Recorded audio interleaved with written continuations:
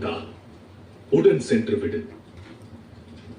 ஏனெனில் ஒருவரின் உதவி கொண்டு வெற்றியை ஈட்டுவது தர்ம யுத்தமாகாது. திருதராஷ்டிரர் புத்திரர் மீது தாம் அன்பு கொள்ள காரணம்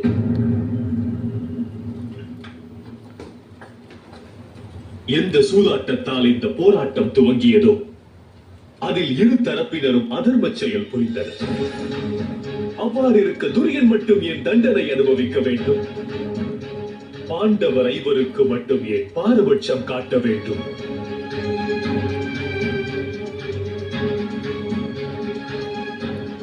தாம் கூறுவது உச்சிதமான வார்த்தையாகும். எனில் தம்மிடம் நான் ஒன்று வேண்டுகிறேன். ஒருவேளை என்னவர் ஐவர் புரிந்தது அதர்மமாயின் அதன் பிராயச்சித்தத்திற்கு உபாயம் யாது? நான் ஒரு ரிஷியோ முனிவனோ அல்ல திரௌபதி. அவர்களே தவத்திற்கும் பிராயச்சித்தத்திற்கும் வழிகாட்டுவார்கள். வாசுதேவனிடத்தில் ஒரு வாக்கினை மட்டும் நான் வேண்டினேன். பாண்டவர் ஐவருக்கும் உதவிகள் புரிந்து பாரபட்சம் காட்டக்கூடாது என்றேன். அதற்கு நானும் கட்டுப்பட்டவனாவேன். நானும் பாரபட்சம் பார்க்க மாட்டேன்.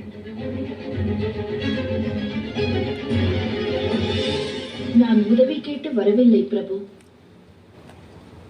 அறிவுரையையும் நான் வேண்டவில்லை. சத்ருவின் பலகீனம் அறியவும் நான் முற்படவில்லை. நான் வேண்டுவது ஒன்றே ஆகும். போரில் எம்முடைய பலவீனம் யாது? ஈட்டிய பல வெற்றிகளுக்கு பிறகும் எதற்காக பாண்டவர்கள் தோல்வியை சந்திக்கின்றனர்?